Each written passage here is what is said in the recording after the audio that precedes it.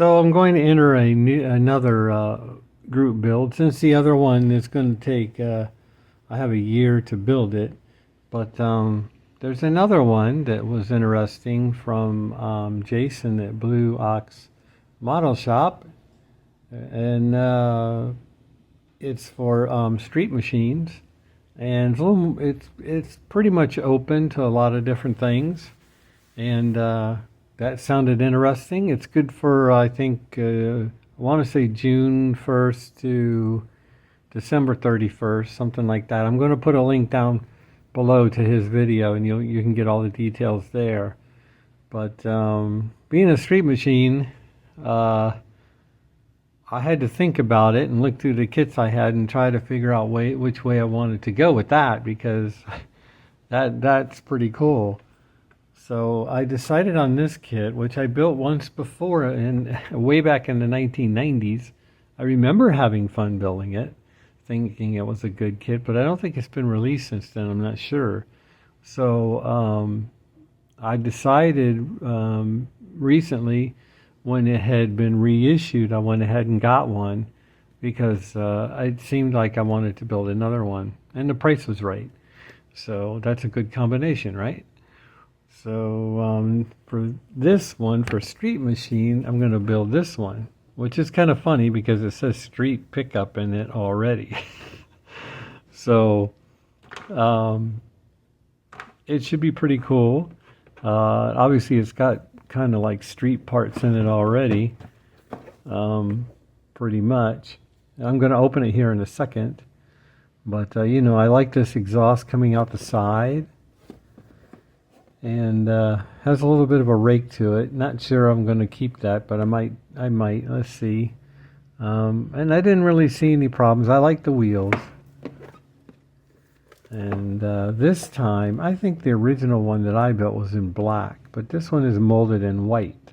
Thank goodness. So let's see. It says a tune port injection 350 V8 with side exhaust, custom front roll pan, Champ 500 wheels. Is that what those are? Or was that for the original wheels that came with it? I think the original wheels might have been a centerline wheel or something that looked like it. But let's see. That's just what I remember. Was how many? 83 parts. So it's probably not going to be that complicated. But we're not. Everybody's going to be building something really nice. I mean, you got time, 6 months or 5 months now, and it's so open that you could modify the vehicle and do almost anything you want as long as it's a street-driven car. No race cars or nothing like that, as far as a race car only, I should say. So I think this has been unboxed. A lot of models have been unboxed online. You might have even seen a video on this already. But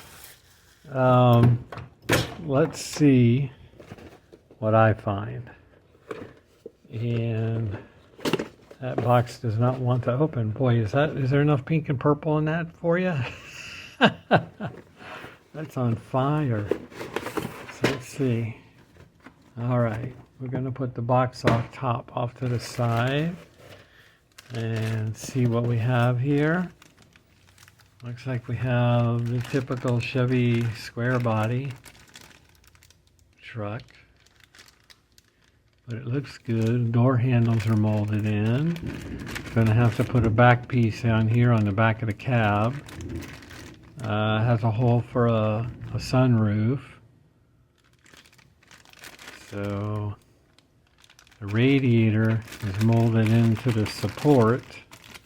So that's going to be one less part that you're probably going to have to add.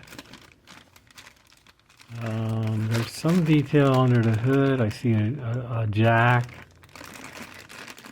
And looks like the windshield washer reservoir, master cylinder and booster. But I mean, it looks pretty clean. I'll probably sand off those markings on the side. And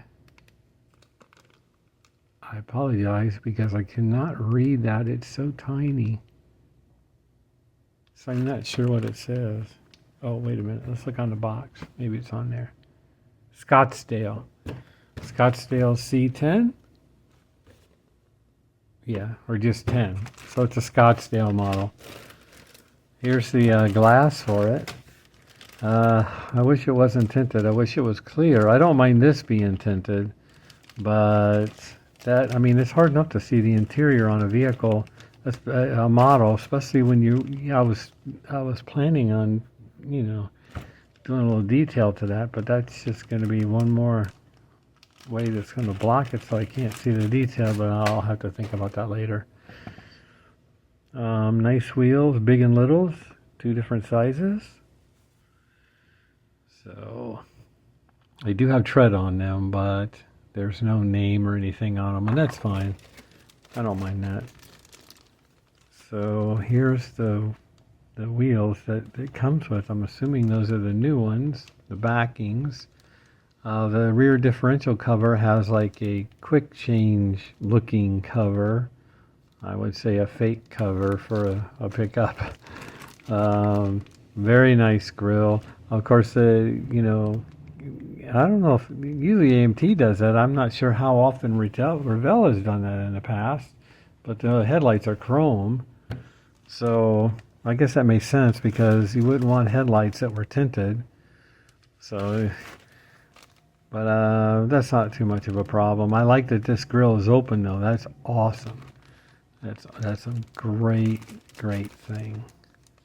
And 2 little side steps for your foot pads, I think. And chrome valve covers for the small block.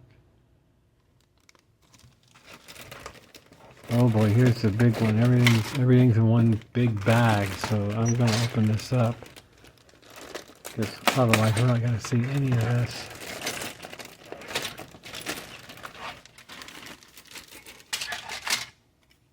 So we have the hood.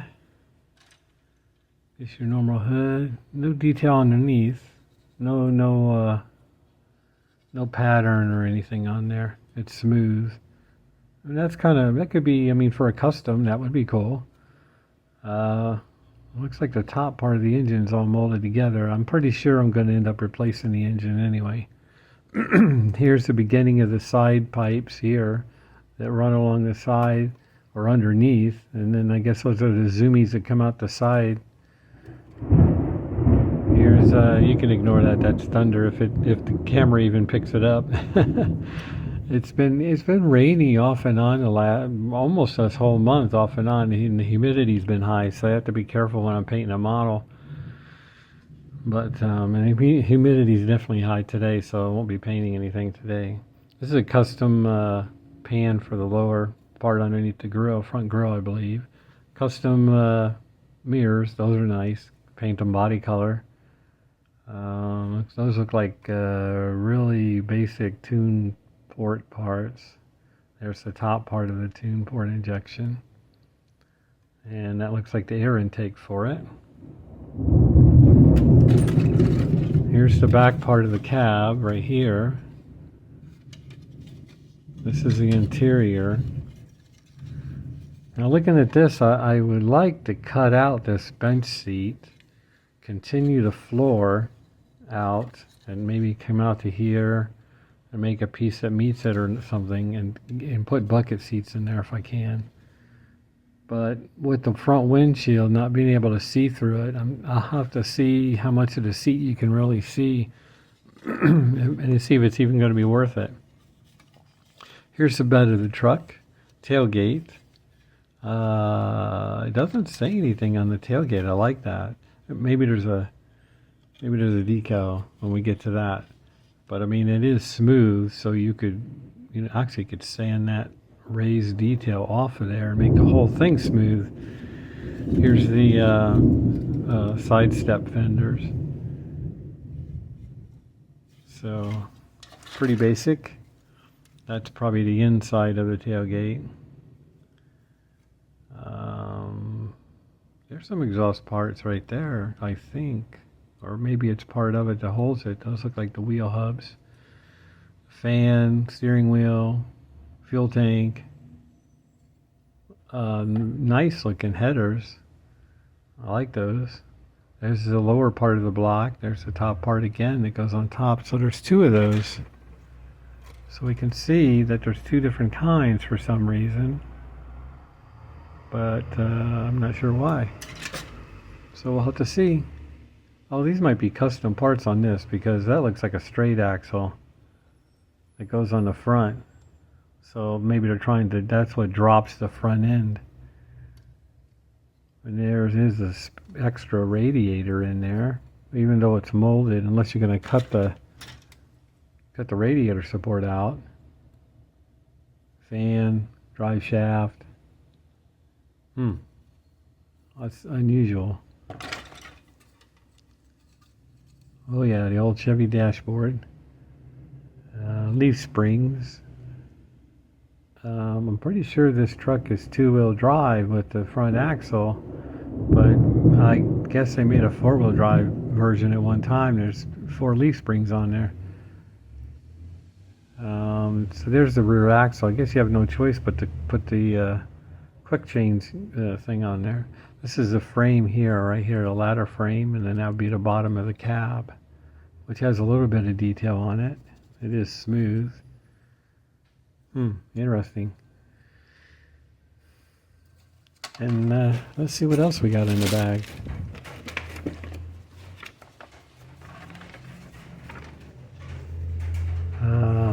Some decals. There's some nice 350 emblems on there. Other graphics are dated for sure, kind of funky. Not really my type of graphic. Interesting. There's Scottsdale graphics if you wanted to sand off the ones that are molded in and put those on there. And then it looks like they have extra gauges in there for like aftermarket gauges. Side marker lights are decals, so that's good. Little Chevrolet bow ties. I don't know what all these are. Maybe those are just some kind of graphic for something. They're numbered, so the decal, I mean the directions will say where they go.